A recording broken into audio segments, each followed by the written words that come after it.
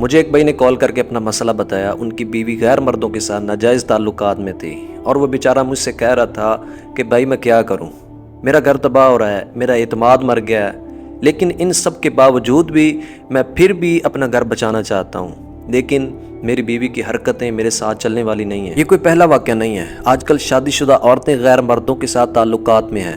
کچھ عرصہ پہلے ایک شوہر نے اپنی بد کردار بیوی کی بے وفائی دیکھ کر دریا میں چھلانگ لگا دی تھی اور اپنے معصوم بچوں سمیت جان دے دی. سوچے تو صحیح، ایک عورت کی بے حیائی نے صرف ایک مرد کو ہی نہیں مارا بلکہ معصوم زندگیاں بھی ختم کر دیں، ایک پورا خاندان مٹی میں ملا دیا. معاشرے میں ایسی عورتیں موجود ہیں کہ جنہیں مرد بدلنے کا بڑا شوق ہوتا ہے، انہیں وفاداری راس نہیں آتی، اور مزے کی بات یہ ہے کہ انہیں اپنے بچوں کی بھی کوئی فکر نہیں ہوتی. عورت اگر وفادار ہو تو گھر جنت بنتا ہے، لیکن اگر وہ نفس اور ہوس کی غلامی غیر مردوں کے ساتھ ناجائز تعلقات بنائے تو وہ گھر جہنم بن جاتا ہے. شوہر کی محبت اور اعتماد کو توڑ دینا صرف دھوکہ نہیں ہے، یہ نسلوں کا بھی قتل ہے اور یہ گھٹیا حرکت ہے. ایسی عورتوں کو اللہ سے ڈرنا چاہیے. یہ آپ کی بے وفائی صرف ایک رشتہ نہیں توڑتی بلکہ یہ معصوم بچوں کا مستقبل برباد کر دیتی ہے جنہیں آپ نے پیدا کر کے چھوڑ دیا.